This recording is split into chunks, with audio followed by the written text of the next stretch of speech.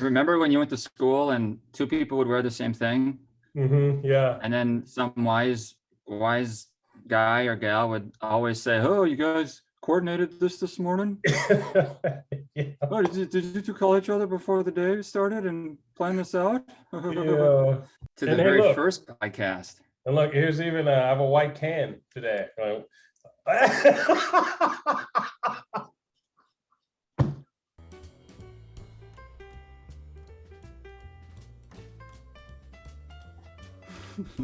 Oh my God! Well, you know, cheers to that. Cheers. That works. That works. Yeah. My non-caffeinated, non-sugary drink. My non-sugary, caffeinated, carbonated drink. One more for them. Very much so caffeinated. Go get him, buddy. Rockstar. Gatorade, yeah. That's you, man. White shirts and white power. No, I'm just kidding. Eminem. Remember Eminem? Yeah. Of course you do, right? What's that? Of course you remember Eminem, right? Yeah, well, it took me, I remember when he first hit the scene, I did not understand. I would see his name, and then people would say Eminem, and I didn't realize that they were the same thing, and that he just spelled Eminem. Because I'm thinking M, ampersand, M. So yeah, it took me a while to figure it out. I'm like, oh, Eminem, which still. Let me ask you. So, of course, at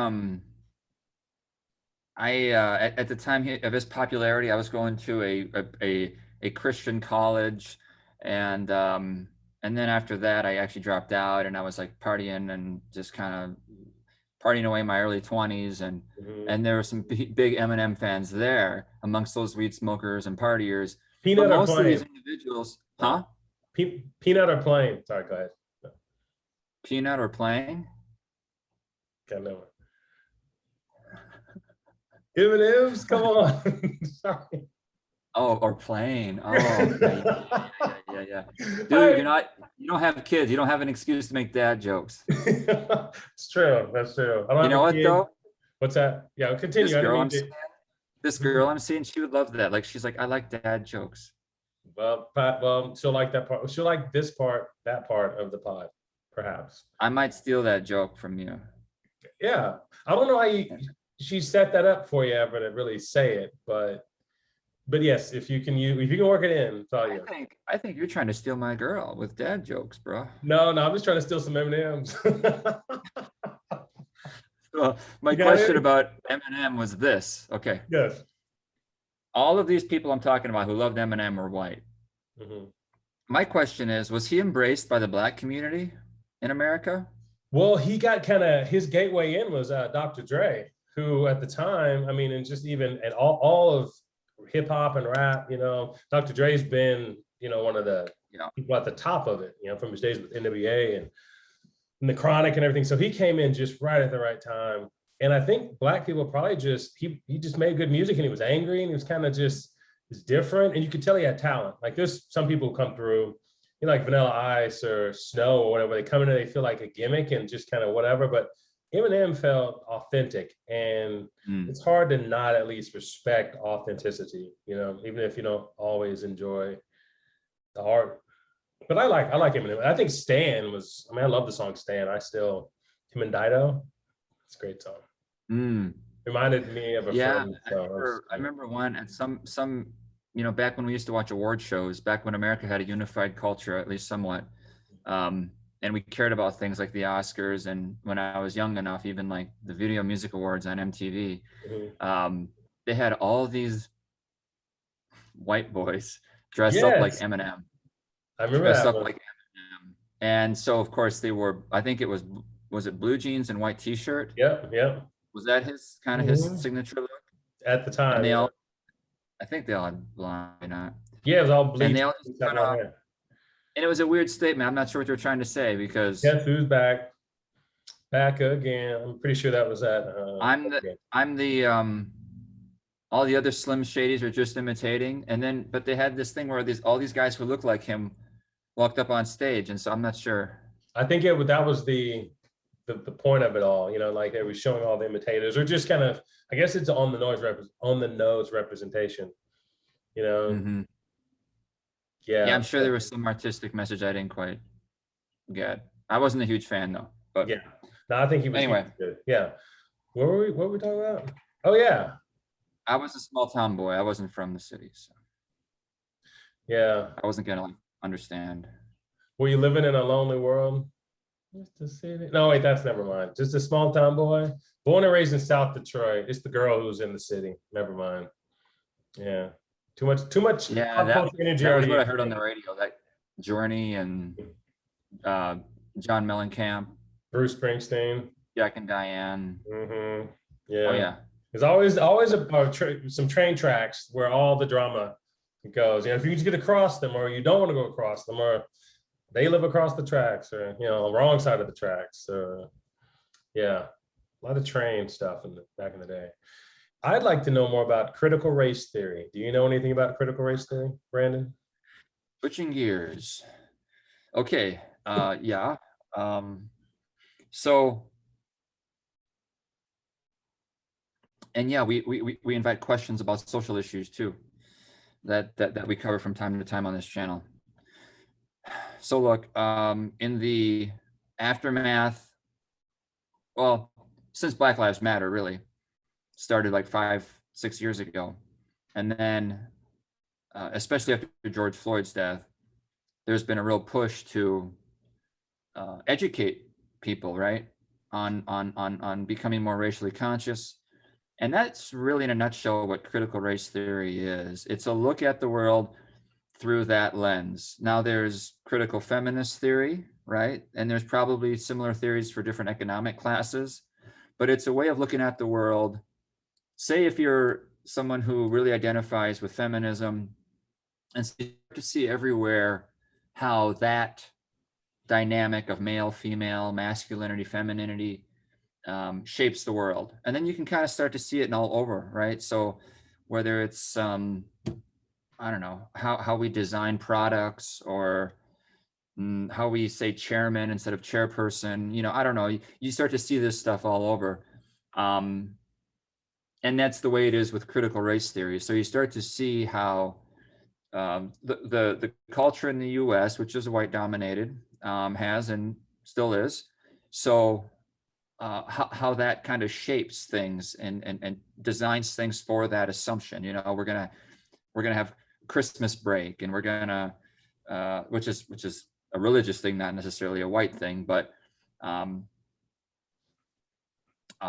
there's a lot of other examples of how kind of the white Western culture shapes the US, and that sometimes comes at the expense of non-white people. So critical race theory suggests that we should take a look at that and be a little more cognizant of instead of just assuming that, say, everyone celebrates Thanksgiving, or that everyone needs to wear sunblock, right? Like, hey, you know what? Not everyone's white, not everyone's Christian. So it's a look at that, but critical race theory takes it a little further, and it goes and says that in theory, that sounds like a very empathetic or open-minded way to view, you know, the people around you who are not like you. And I know there's a lot of times, I think for me, the thing that I've just kind of noticed, you know, about me just kind of assuming certain things is just, it's a gender thing, you know, just thinking about just not really appreciating how difficult or what it's like to walk in a woman's shoes. And I'll never understand that, but I'm a lot more aware of that I don't know now. And I think that's a good thing. But I think what you're gonna say is that a good idea kind of got hijacked and driven too far in the opposite direction, right? This is what's happened. Yeah. I mean, a lot of good ideas have been hijacked, right? That's kind of a huge problem of today is we've got, gosh, I don't know. I don't know, whatever. This is a good example of that, where there's an opportunity to change things for the better, and then it gets taken and turned up to 11, to use a white Western movie reference. So Spinal Tap. Forgive me, but it's a great phrase. Turn it up to 11. right? Not 10, 11.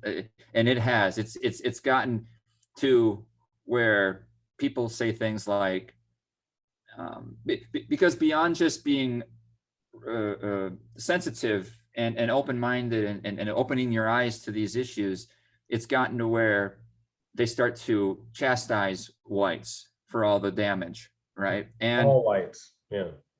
And all whites, right? So it's become a tool of it's become an attack method for people with grievances, and they're the ones who've really risen up in prominence. So for some reason in society, the people who rise to the top are sometimes some of the more extreme, radical, harmful people. And this comes in, and it comes with,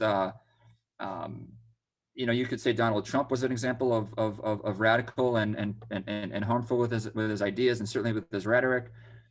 So we're just in a time where the internet allows, I think, I don't know, these things catch on, and this is no different. So the people who rise to the top are those who are very on the attack, and some of the more egregious examples are all white people are racist, and and it's become mainstreamed, where Coca-Cola just got in some hot water, when an actual screenshot from their racial sensitivity training said, try to be less white. It's a literal slide from their, critical race theory training. And the irony is that it's summertime and most whites are trying to be less white too, just saying. It's good timing. Yep, I'm trying to get a little sun, but I got to be careful. Mm-hmm. The thing that really gets people mad is when it gets in schools, and when little kids are having to write things down like, why my ancestors are bad, by Timmy Johnson or whatever. And some of these kids are having that placed in their head, and they go home and they feel like they've done something wrong, right? This is real shaming stuff. This is harmful to a child's psyche. This is damaging stuff. And not to mention divisive, right? So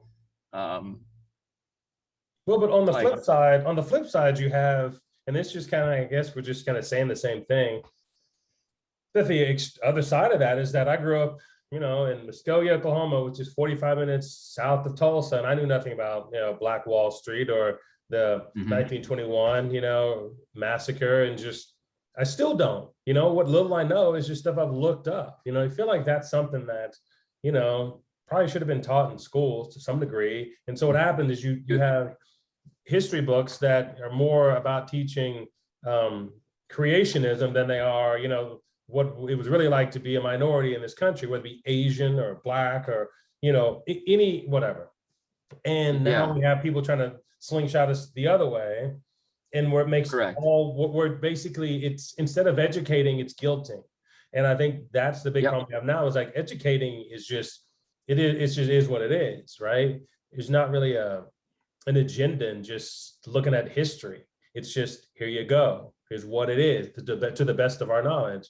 But guilting, it's just so much. Yeah, and because this has a moral element to it, it's taken on religious overtones. Like, you need to announce these things almost like it's a chant or a statement of your commitment. And if you deny it, then they say, aha, that's your white fragility. That's part of your whiteness coming out. So there's elements of like in-group.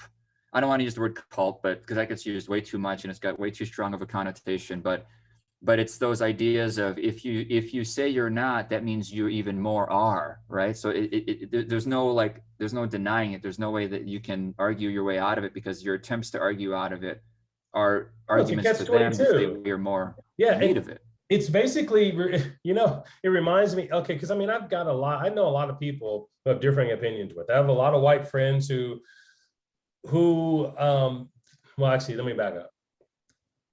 I have white friends who are cool with me, and I'm cool with them. And when there's something like we disagree on something, we can go back and forth.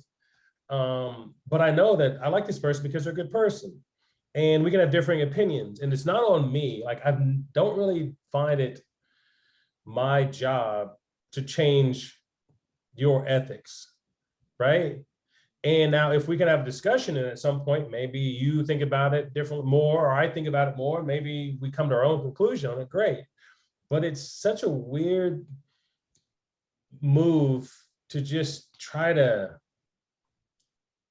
I don't know, to just kind of point at a person, just a normal, everyday good person, and try to make them feel bad, you know, educate, don't guilt trip. Yeah, So it's like pushing your ideas on people. Like where yeah, do we see that, right? We see that in people who are too dogmatic or too zealous with their religion. proselytizing, This is a yeah, social, yeah, it's a movement with some you better be like us or it's a problem. yeah. Issue. It's a problem right now. And so what's happened is people are calling this out and they're giving it awful labels like neo-racism and forced white re-education training, right? They're giving it these very damaging labels and they're saying this should be illegal.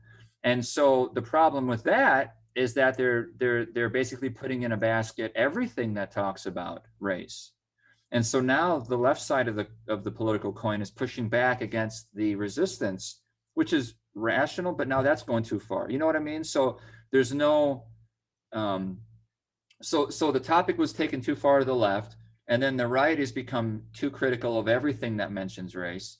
And so now the left is saying, well, wait a minute, so we can't ever talk about race? This isn't right. But it's the lack of a middle ground, which is just a hallmark of 2020, 2021. And so both sides are like, we're either going to never talk about it or we're going to like take it way too far. And people in the middle are just sort of looking at both sides saying, well, I don't necessarily like either option, but You what do you know, do? I think we're now more than ever with actually I shouldn't say that because I don't know. But right now, as far as in my life, it feels as though there's prey, right?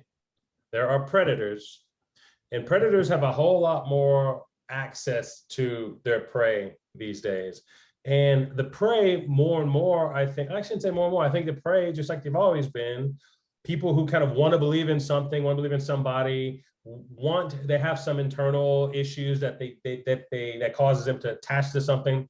There's just more ways for them to be found. And now, so there's the prey, there's the predators.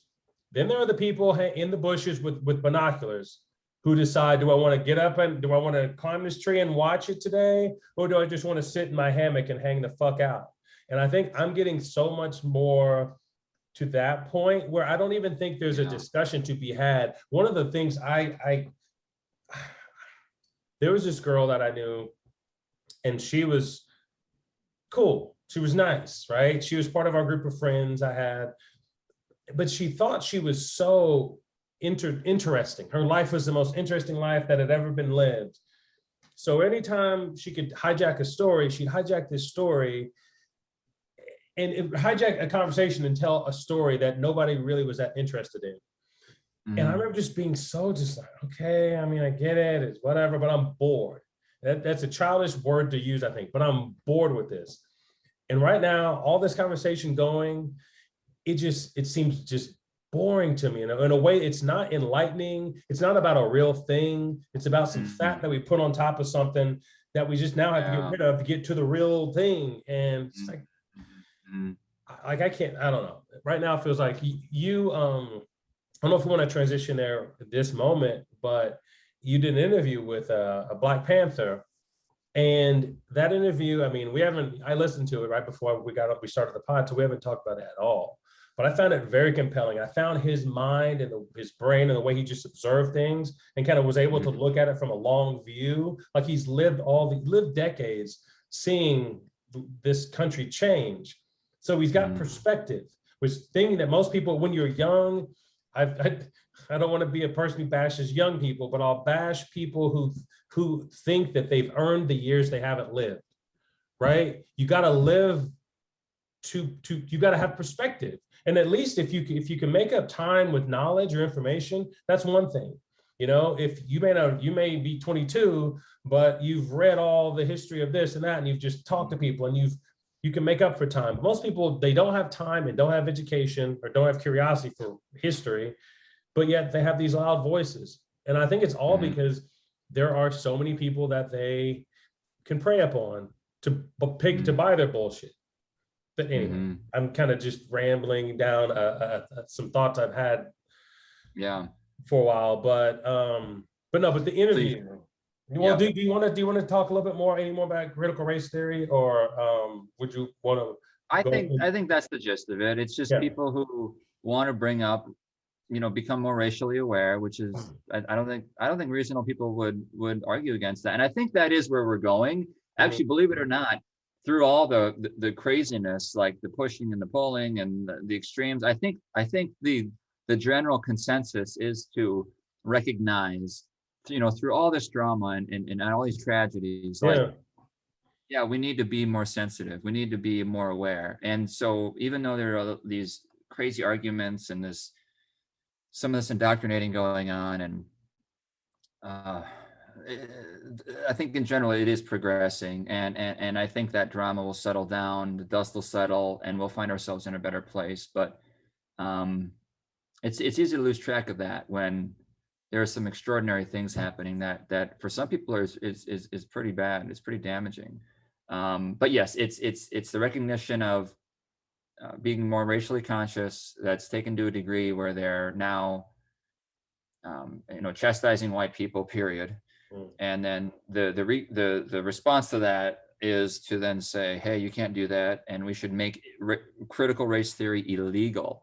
And so now many states, I'm not sure if I mentioned that, but many states have made it illegal to teach critical race theory. And the problem with that is, well, what does that include? Can we talk about differences in like income and the racial income gap or the racial achievement gaps? Say in my home state of Minnesota, they're very wide.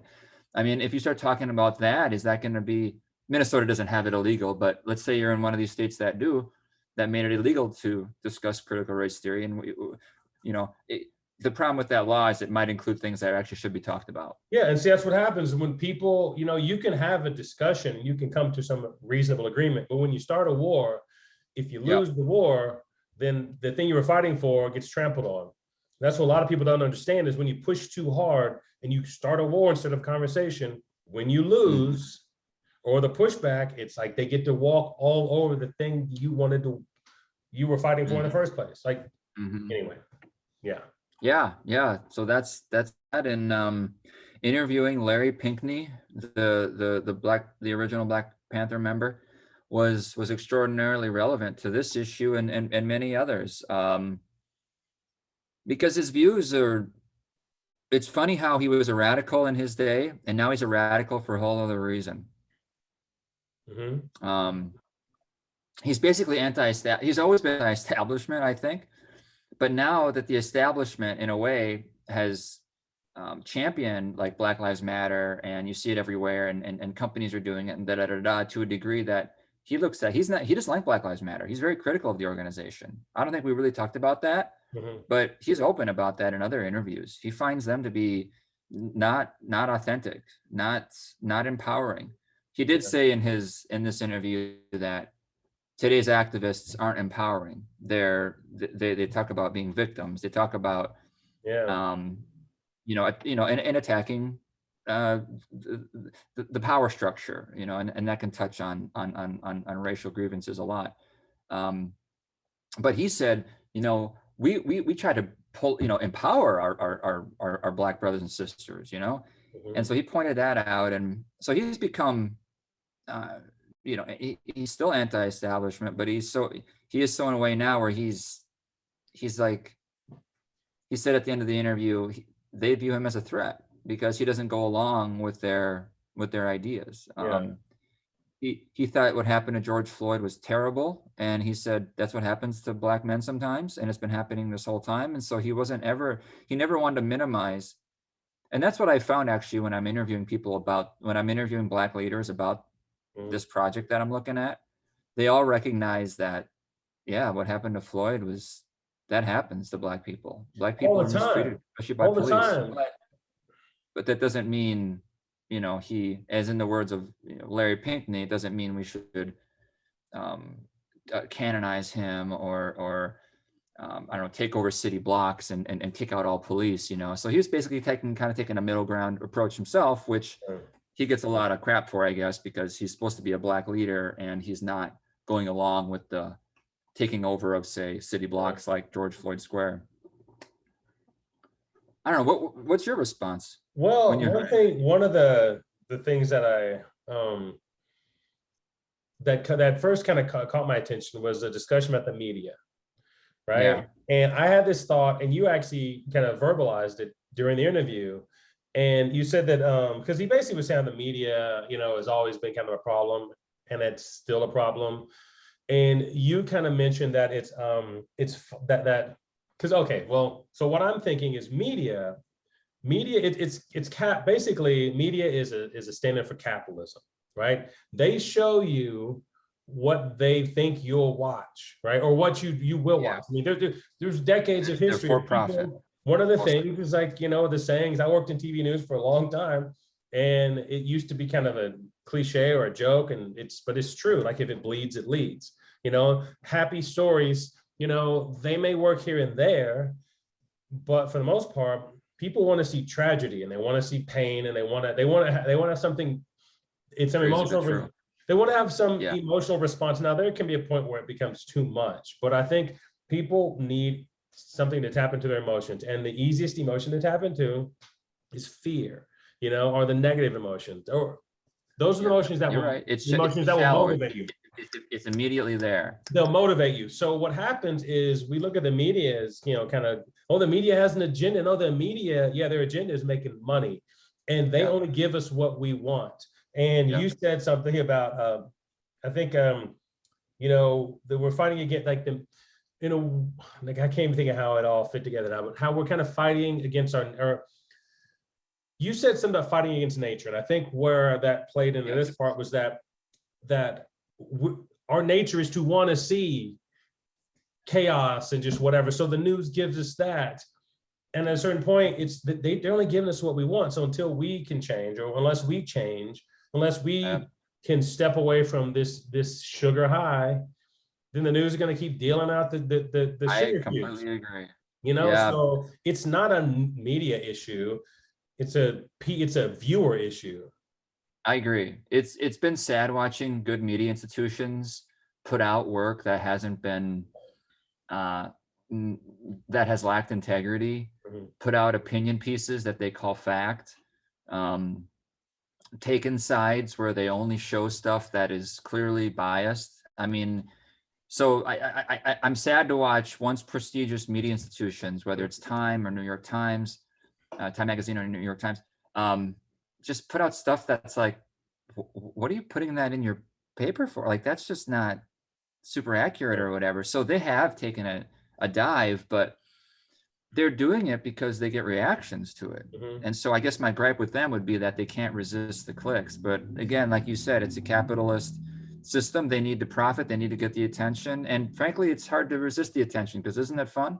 Yeah. Well, and it does come down to us. Like, we don't have to keep clicking. We don't have to keep watching, but we do, or people do in general. So they've polarized the audiences, and you've got exclusive conservative and exclusively liberal media. So yeah, I think the media is kind of a trope. But let me say something real quick though about the media. So I do think that I don't want to apples to apples this. I want to apples and oranges it, because I watch CNN. Like, CNN's kind of where I go. I like MSNBC too. I used to watch Fox every now and then just to get a different perspective. Can't do it anymore. It's been a while. But I think there's a big difference between like CNN. I mean, hell, CNN, I mean, when Trump was, in the primaries, I mean, they were showing his rallies, showing this because they knew people wanted to see him. You know, they were using him just like anybody else would have used him, because that's a for-profit company. But I think where the difference is, CNN, while no news organization is perfect, you have a few people here and there who are kind of in it, just, that you can tell that they may sensationalize things. They may over-exaggerate, maybe hanging on certain issues longer than they should. I mean, like George Floyd, like that. Actually, let me not go that direction, but they will, CNN will sensationalize things, but I don't think they generally fabricate things.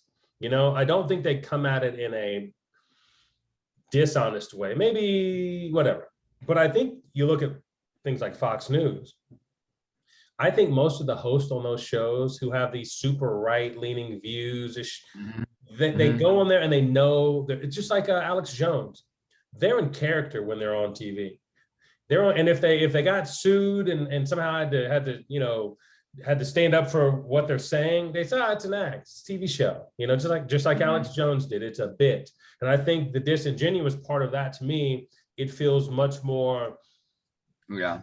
It just feels worse to me because I don't think that people really believe a lot of what they're saying, and they're doing it because they know they're the predators and they've got the prey right there.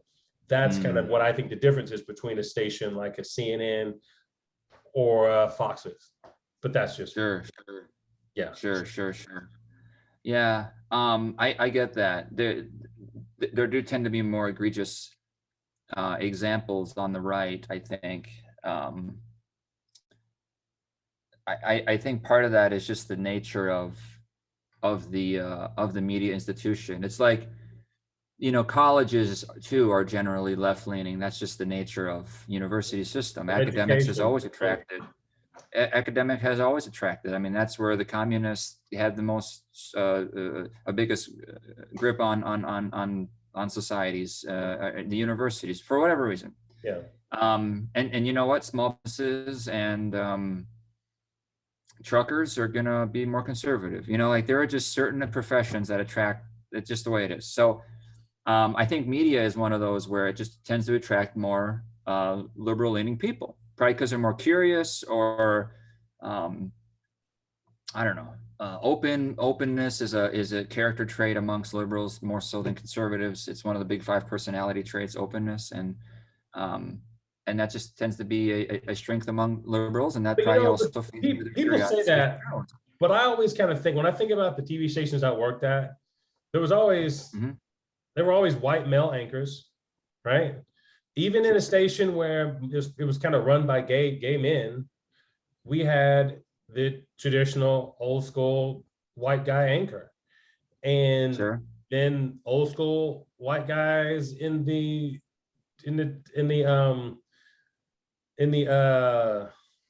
running the station, right? And while I get that we say media is left leaning, it's not as though it's not still populated by the same traditional power structure as other companies. I mean, white men run news. So I don't know if it's that. It doesn't feel that liberal to me when I think about the stations I've worked at. It feels, if anything, maybe there's dissenting views and it's more in the middle, but I don't see it as super left. They've polled journalists and like, who did you vote for in whatever year, and it's like 90% Democrat. I mean, it just attracts people who lean left. I think that's pretty well established. I'm going to look into some of that because I've been hearing this, for forever, and I'm not saying that there's not maybe a little bit of a lean, but I think about the companies I work for, they've been run by white dudes. But does that mean they're not liberal? It just means that it's they could be liberal, but I think that when you have, it's not as the difference, it's not as though you said it's run by Black women, who I would say from a liberal or conservative, Black women are probably one of the highest percentages of liberal that there are, right? Sure. White men, it's probably, if you just said white men, even educated white men, what do you think the split is? I mean, 50-50 or like 60-40? Yeah. But I think you're stereotyping a little much here, because and there are probably some old school white men who aren't so liberal. Mm-hmm. I think the realities of being in corporate America kind of, and you have to make money, and I don't know. So you may not be as idealistic as, say, a real passionate activist on the left, but um, I think some of the evidence for the media leaning left is that's why you have outliers that are more extreme the other way. Mm-hmm. Like the reason Fox News is number one and has been for a while is because they're the only really popular conservative network, or have been. Now there's like upstarts like Breitbart and some web-based ones, but other than that, or now it's like Newsmax and OAN, and there's these but they're primarily web-based. Before the internet got really huge, Fox News was the only conservative one, right? Of the big ones, whether it's the networks, CBS, ABC, or whether it's the cable ones, CNN, MSNBC. So why would all the conservatives flock, if the news wasn't generally left? I guess my question is, what I get where MSNBC, and I know we can look at them and say, well, yeah, they're obviously have a lot more left-leaning kind of people, but what makes CNN left? Well, their constant attacking of Trump was pointed at often as being sign that they were. That to me is okay. So let's look back when I guess the better way to compare it would be, well, okay, Trump aside, before Trump, pre-Trump, okay, because Trump is kind of this outlier that's hard to really quantify. What made CNN, like, what about their news coverage made them liberal? That's kind of what I want to know. Like, what was the coverage? Did they cover too many? Like, I don't know what would be their.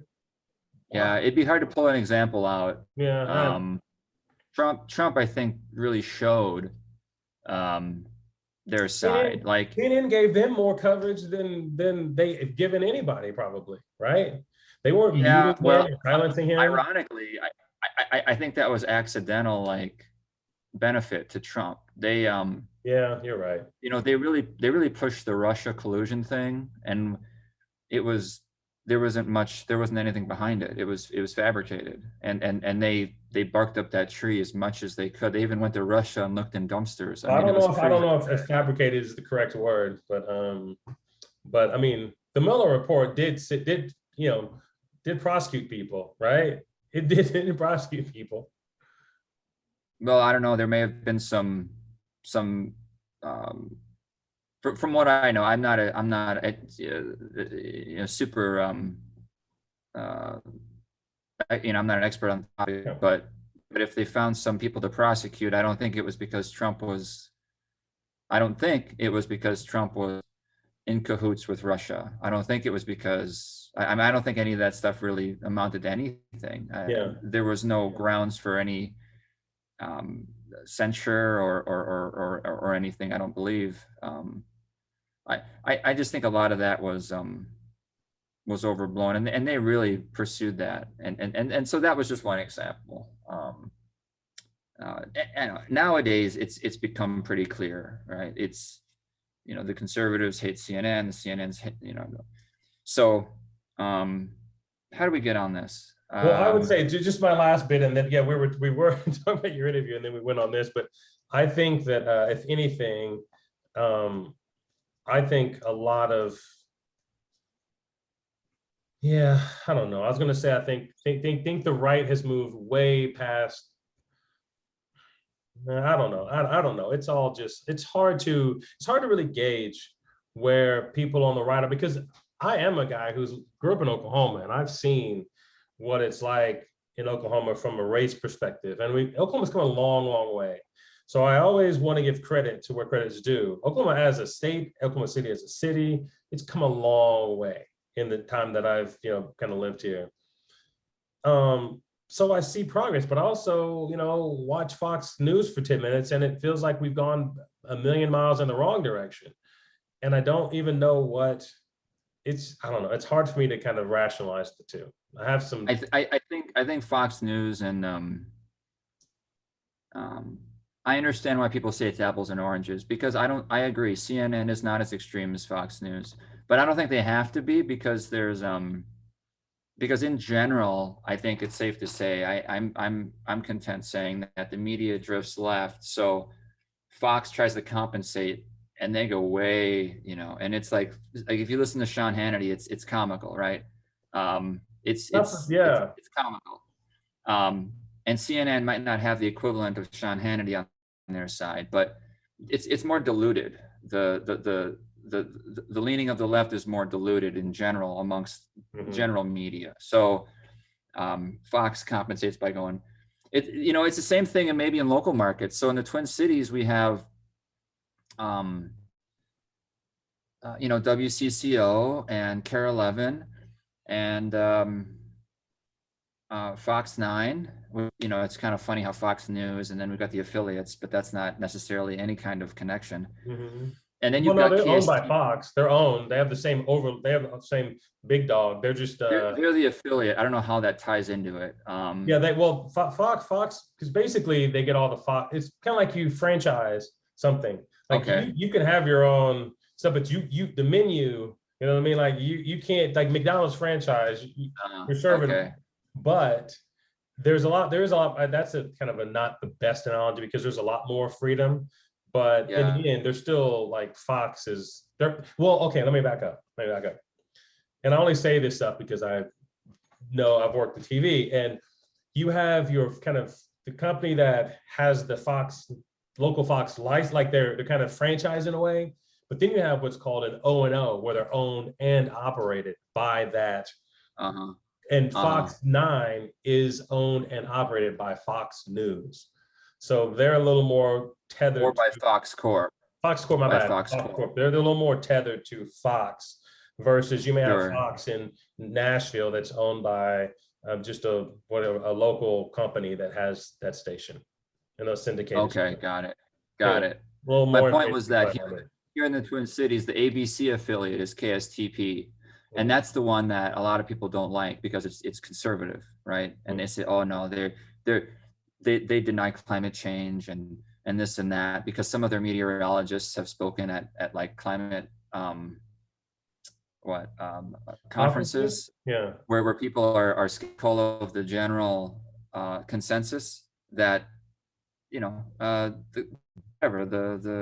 whole idea that there's climate change and we need to do something about it, and it's caused by humanity, and we need to reduce carbon. So there are people who say, hold on a minute, and they have these conferences, and some of the meteorologists from KSTP have gone there. At least one of them did, and people are like, oh my God, they're affiliating themselves with these anti-science cranks and So anyway, KSTP is like the Fox News of Minnesota news station, right?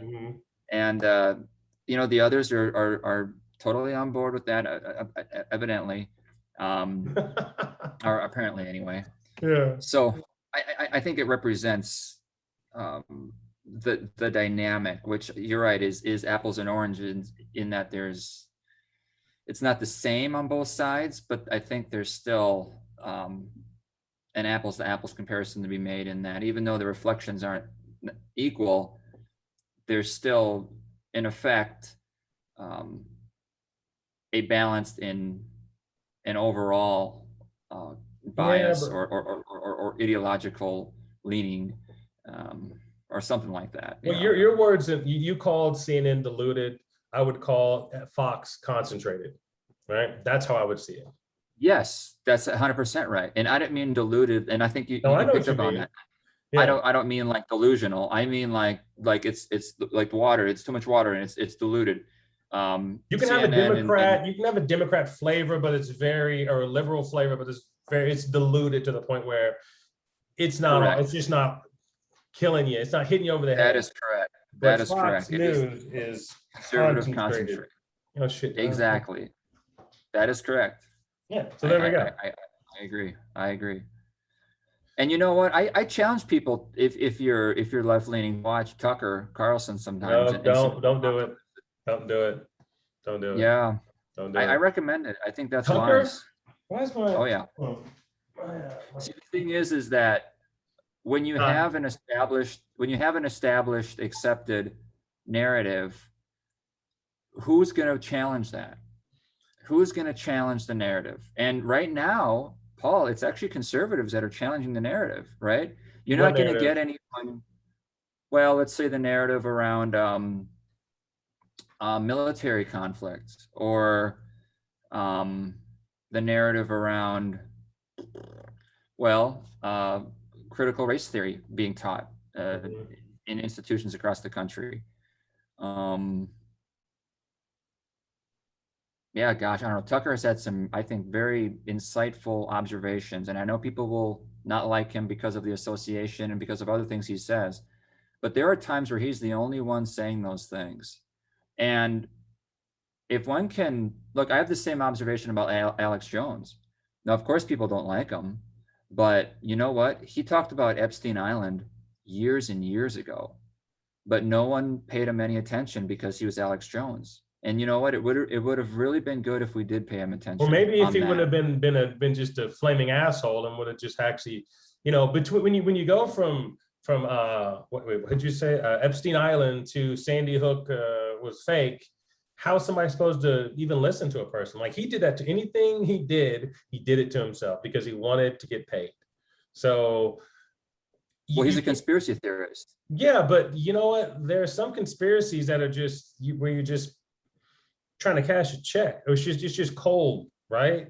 And because conspiracy theory, if you're going to be a real conspiracy theorist, like, I've watched every episode of X-Files multiple times, so I know this. I have some expertise. There's got to be some truth in somewhere, right? There's got to be you got to have some sort of jump off point to even get momentum. And I have a feeling that most of his conspiracy theories, it's not really a real jump off point.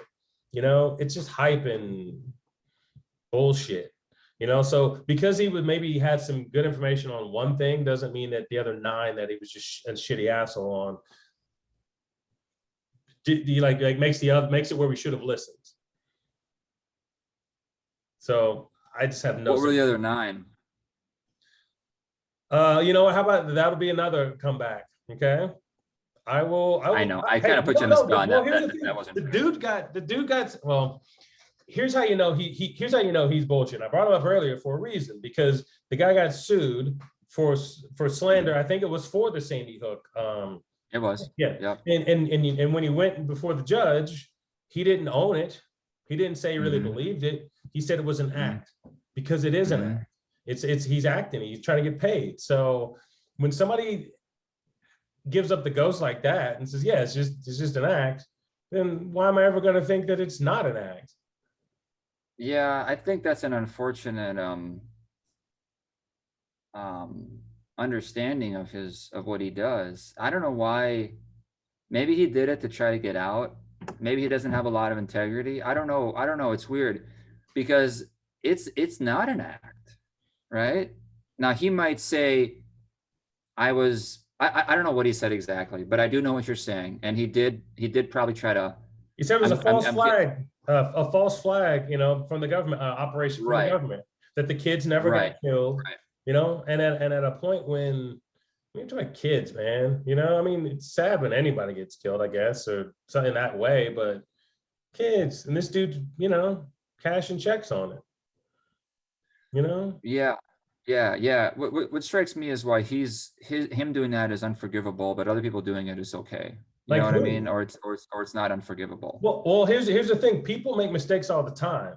And when they come at them from an honest way and apologize or try to move on, then I give them that, it's like, okay, well, I'm not going to be a sucker for all this stuff. But, if you come at it and you change your ways, this guy just said he was acting and then comes back and keeps doing the same stuff, Just yeah, I don't know how the whole acting thing squares up in his mind.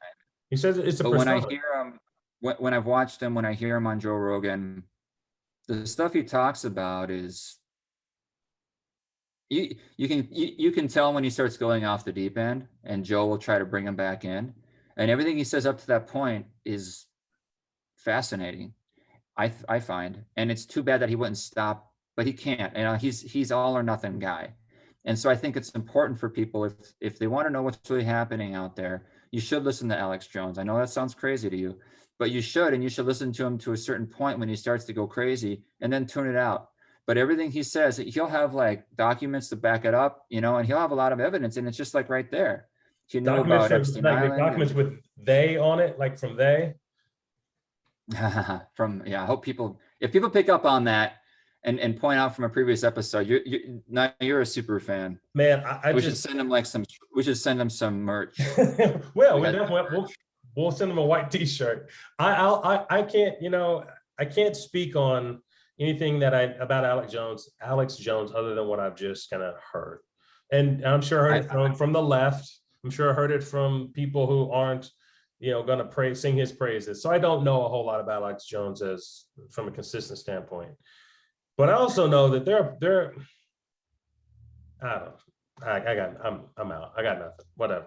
I didn't expect to be having an Alex. You should watch.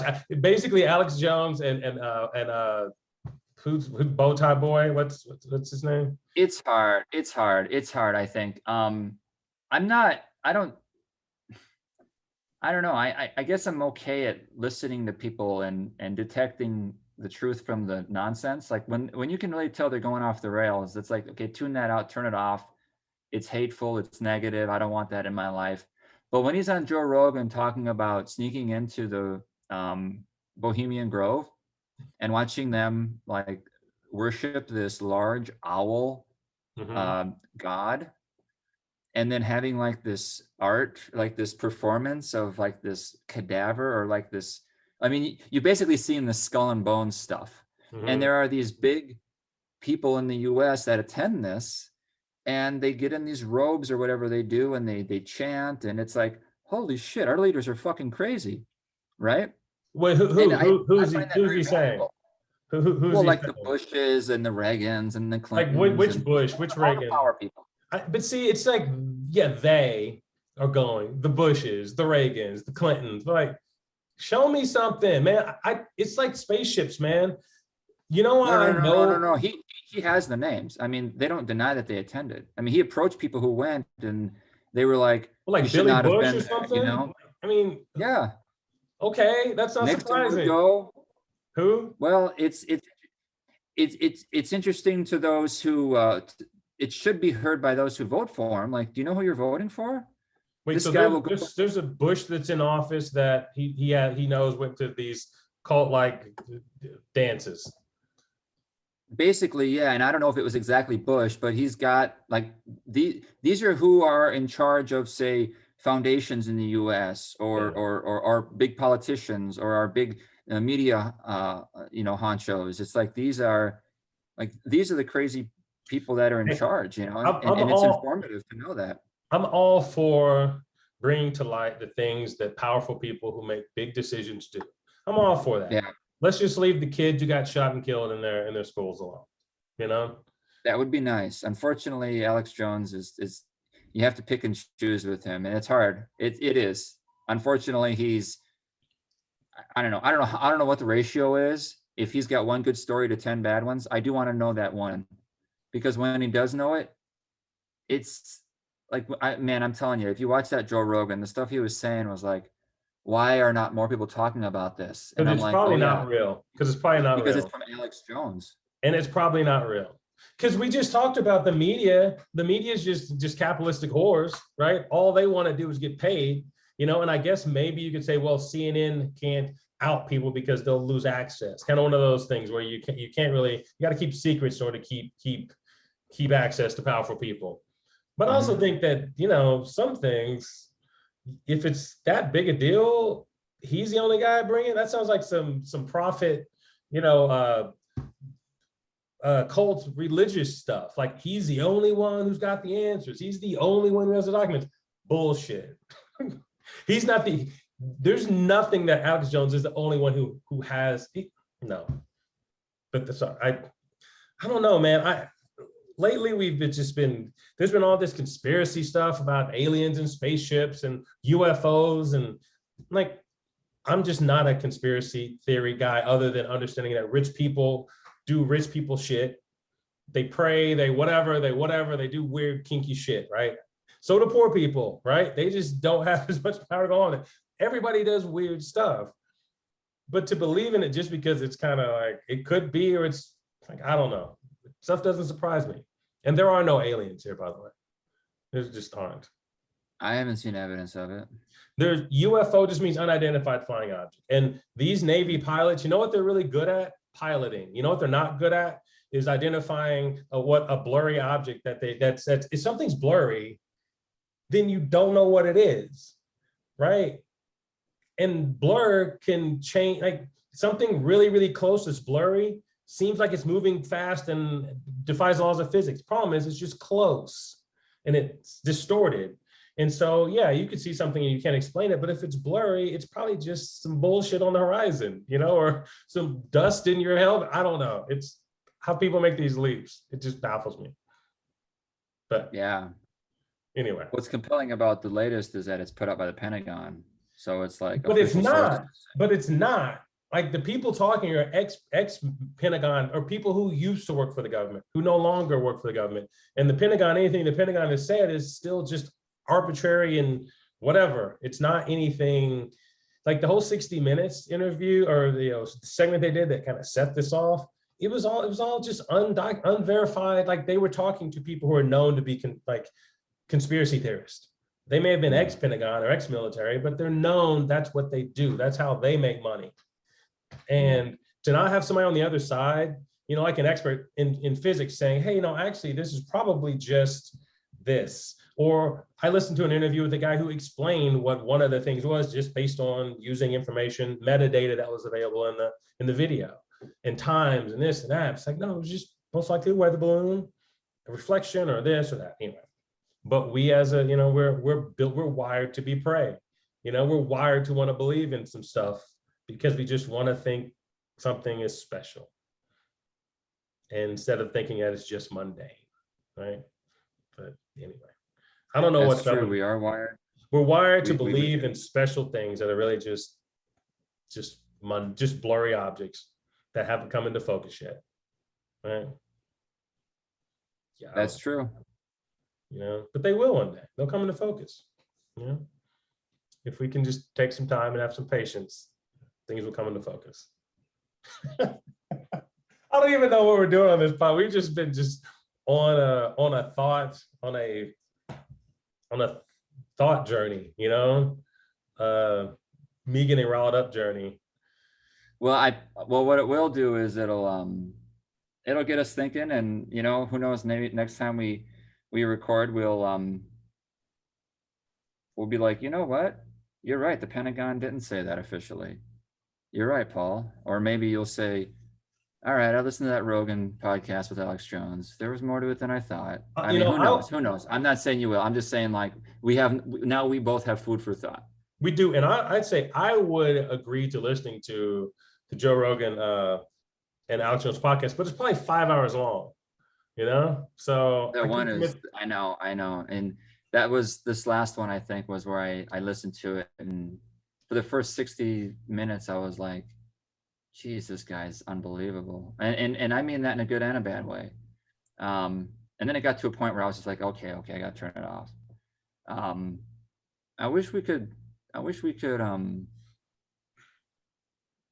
don't know.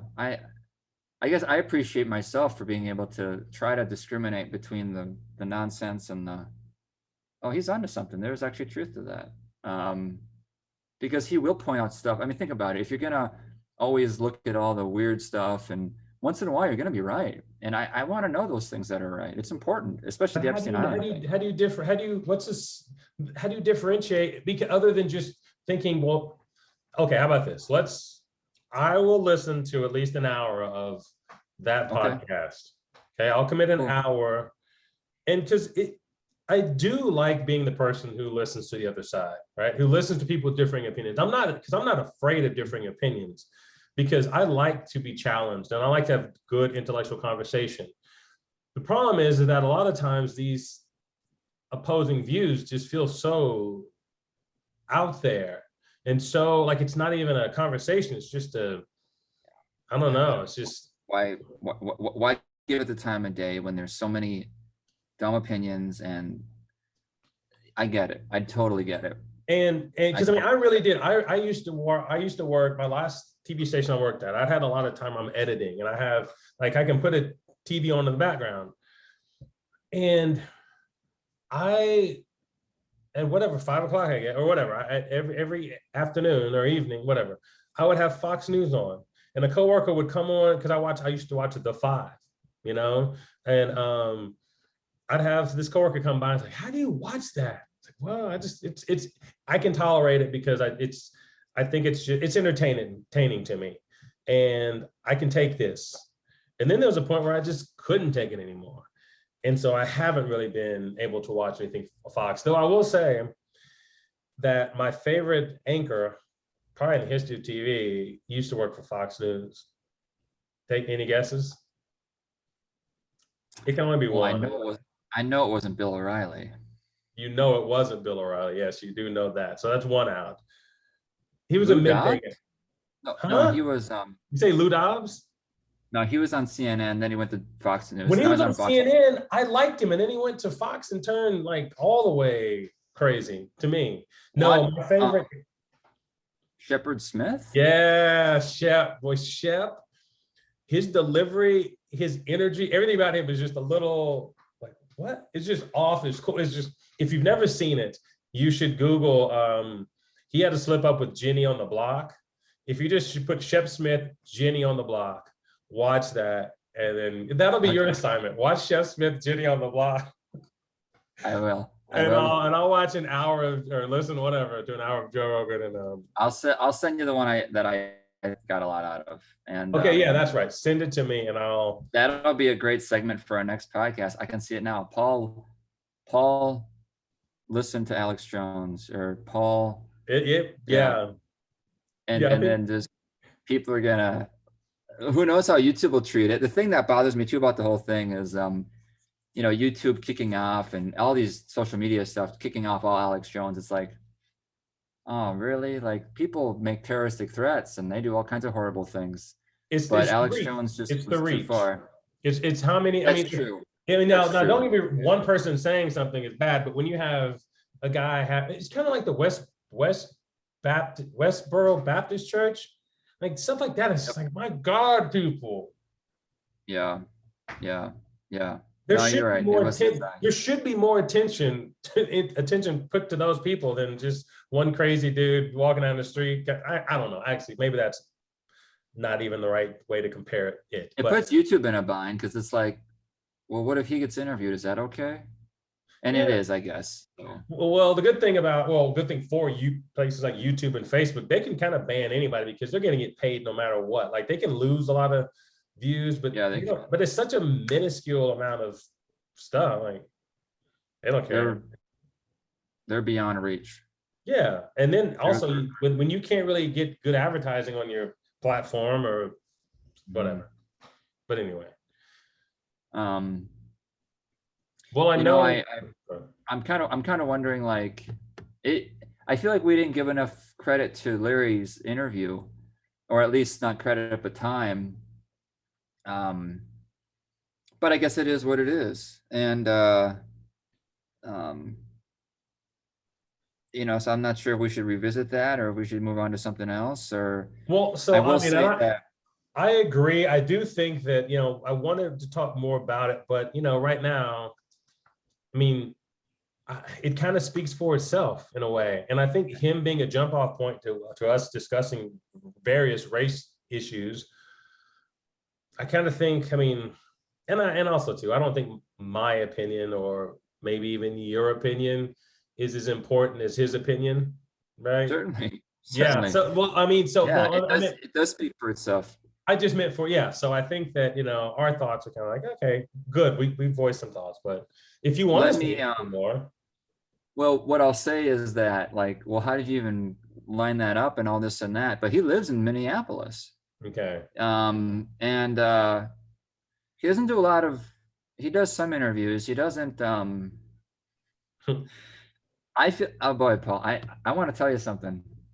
Hey, I want to say this is going to blow your mind. I know what you're going to say. Okay, what? Tell me. No, I'm not going to say it. Is it a personal thing about him? Mm, well, you might, yeah, I guess so. Well, I'll just say this. So Yeah. Larry is a regular on which news? On which news? OAN. Not, No, not OAN. well, it's In got to be fact, Fox News. just yesterday, he was interviewed. So this actually does come full circle.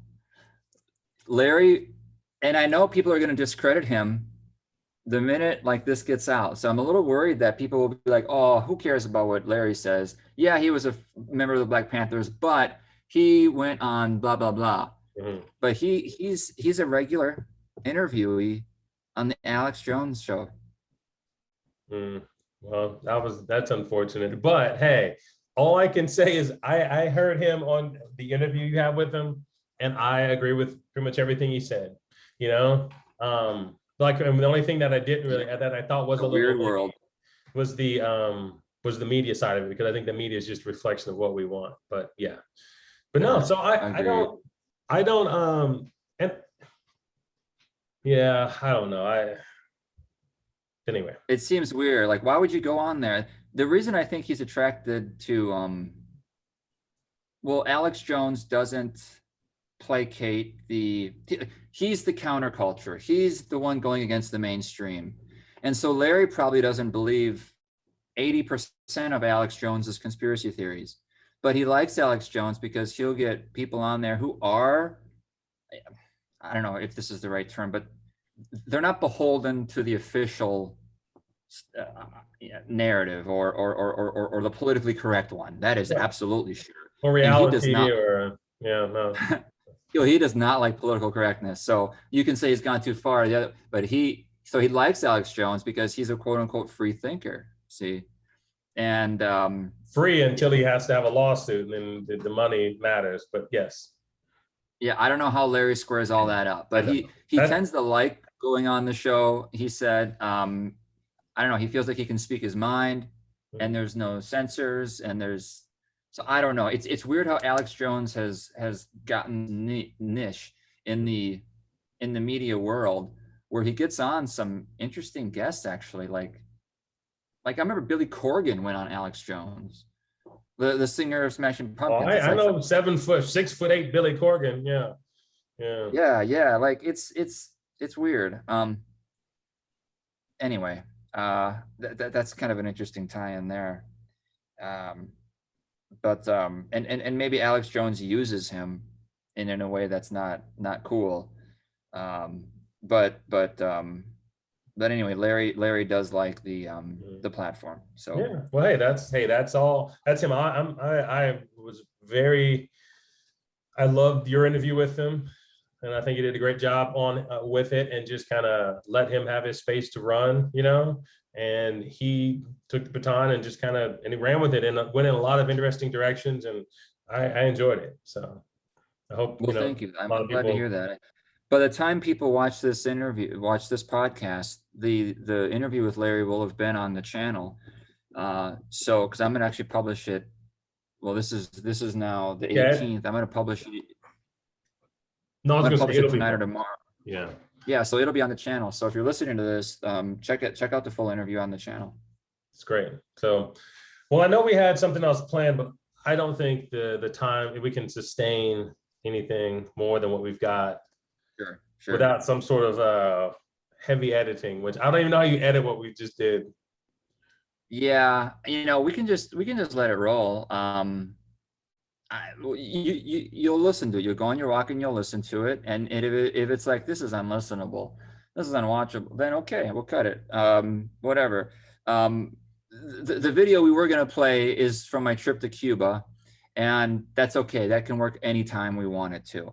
Um, I thought it would switch gears, which it would, but it'll switch gears another time. It's Yeah. it's it's a look at Cuba that you don't ordinarily see beyond like the old 50s cars of Havana and that kind of thing. So it's an interesting look at that country, but it's such out of left field now from what we've been talking about that this probably feels appropriate to call her a night.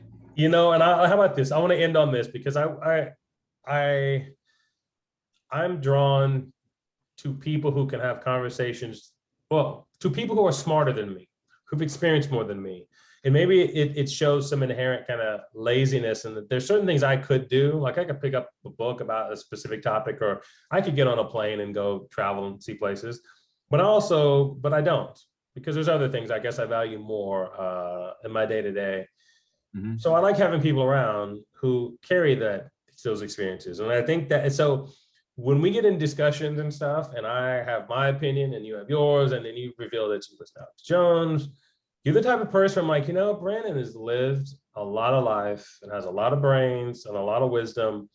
And if he's listening to this guy, there's got to be something in there that's good, right? There's got to be something entertaining or enlightening or whatever, because I know you're kind of like me. I don't think you suffer fools very, very well, or exist in just candy land for too long.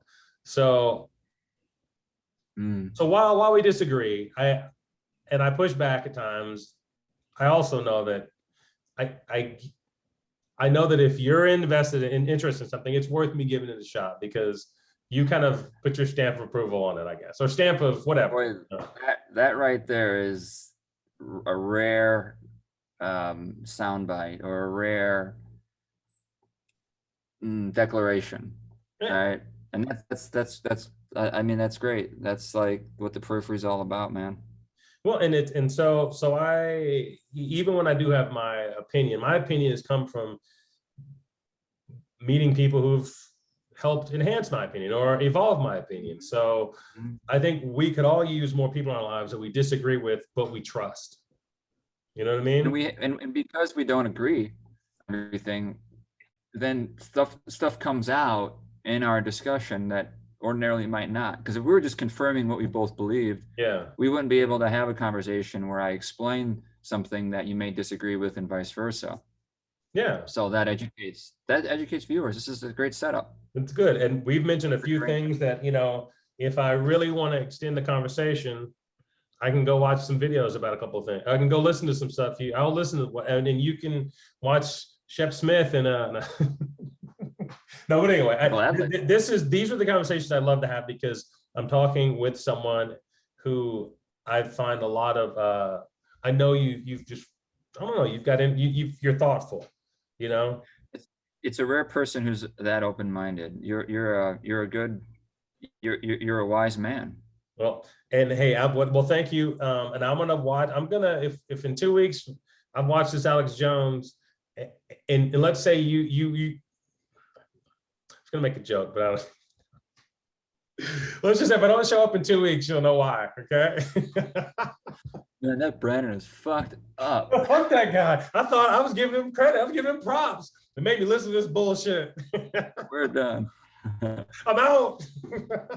No. Don't just ghost me, man. Come on and give me the business. Yeah. No, I'm just kidding. That's better. That's better video. Yeah, it was like more than that. We'll call CNN and say we got a hot one, But anyway, okay. Well, but seriously though, you know what, Paul? In all seriousness, I can't have this conversation like on a major, like, let's say I would get interviewed by, I don't know, I was interviewed by Carol Evan once for my documentary about the homelessness, and we wouldn't talk about Alex Jones, obviously. Yeah. But if ever I was asked my thoughts on something and it came out that I respected something Alex Jones said, I mean, that would be the headline. There are just some toxic people socially, and that I can talk about this with you like that. I think that's just great. I mean, these are the kinds of conversations that aren't often said in the broader mainstream sense. So I really value this. Well, and I think too, most people, they want to worship someone, or they want to worship themselves. They want to basically a cult of one. They want to have this one thing that they can kind of pin all their stuff to. Me, I'm just a dude walking through the world, and I'm not beholden to anyone or anything, right? Beyond just humanity, right? I don't think I know it all. I mean, who's that arrogant to think they don't need to have an honest conversation and that everything they believe in any given moment is accurate, right?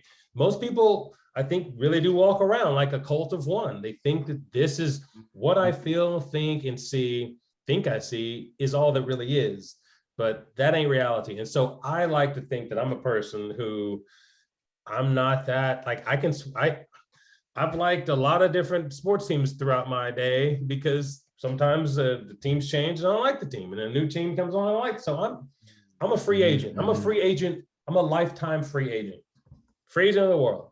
Convince me. I love the phrase cult of one. I mean, that needs to be the name of an album or a stand-up comedy special or someone's podcast if they're a real narcissist. Like, there needs to be, that's cool. Or how about the opposite? Cult of infinity. In other words, not a cult at all. Yeah. It's all about as wide and broad as it gets. Like, everything is connected. That'd be the very the superly spiritual, or super, like, the opposite. Well, whatever. I don't know. I think I've read. I think cult of one was the last good phrasing I had for the day, if I've had any at all. But yeah. Anyway, so I'm just trying. I'm a free agent. You convince me. You know. Shit, who knows where I'll be in 10 years. I'm just gonna keep my mind open, and hopefully I bump into some wise people who are much smarter than me, and they kind of keep me growing.